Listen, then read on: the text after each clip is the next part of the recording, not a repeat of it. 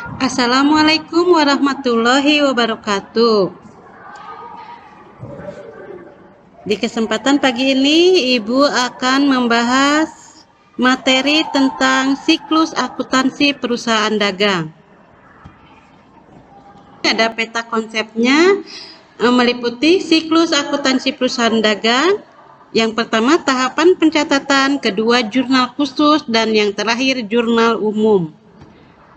Belajarnya berarti di sini peserta didik mampu yang pertama membuat jurnal khusus, yang kedua menganalisis pemindahan jurnal khusus ke jurnal umum, dan yang ketiga menganalisis jurnal umum. Karakteristik perusahaan dagang. Perusahaan dagang menjual produk berupa barang berwujud, antara lain barang jadi, barang setengah jadi, dan bahan baku atau bahan mentah.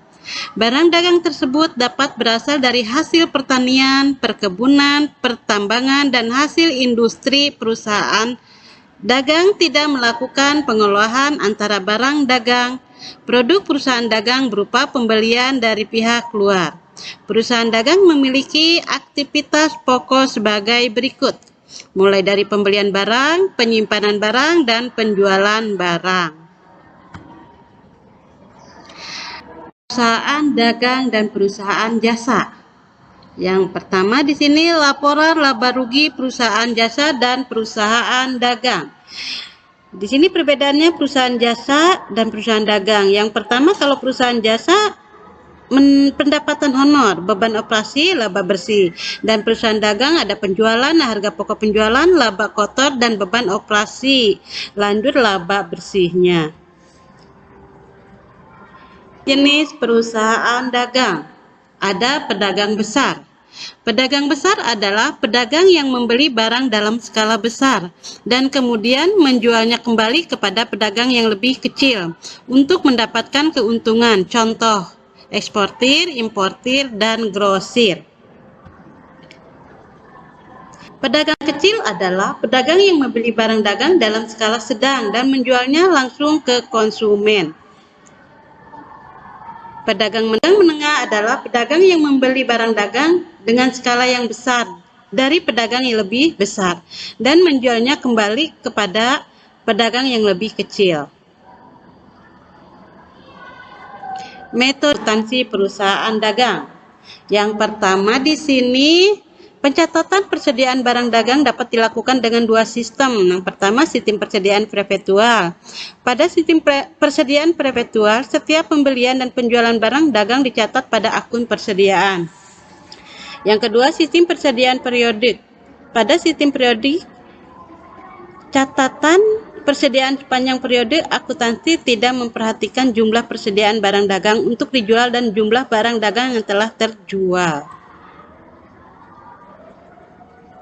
Nah, sekarang pencatatan dengan sistem perpetual. Yang pertama, proses pembelian barang. Berarti ada tunai, dia masuknya pembelian dan kas. Kalau kredit, persediaan dan hutang dagang. Kalau yang kedua, proses penjualan barangnya. Kalau tunai, kas, penjualannya, HPP dan persediaan. Kalau kreditnya, piutang dagang, penjualan, HPP dan persediaan. Pencatatan pembelian barang dagang sistem periodik. Tunai di sini ada pembelian sama kas, kredit ada pembelian dan hutang dagang, itu masuknya proses pembelian barang. Kalau proses penjualan barang berarti kalau tunai kas sama penjualan, piutang dagang, penjualan di kredit.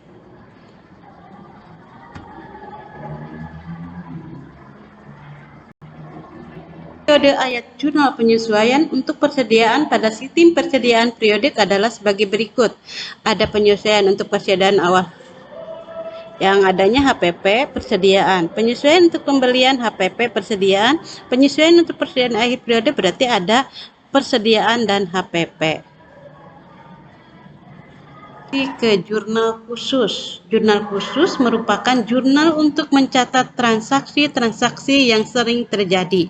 Jurnal umum mungkin sudah memadai bagi perusahaan kecil bila frekuensi pada perusahaan kecil tersebut meskipun tinggi, namun jenis transaksi tersebut masih bersifat sama. Kuantitas persediaan.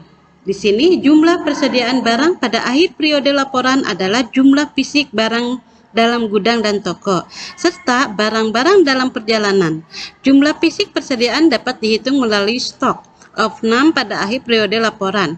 Pada saat stok of num dilakukan mutasi keluar masuk barang tidak diperbolehkan. Barang dalam perjalanan adalah barang yang masih berada di pihak pengangkut tetapi telah diakui sebagai milik perusahaan kita. Terima kasih. Wassalamualaikum warahmatullahi wabarakatuh.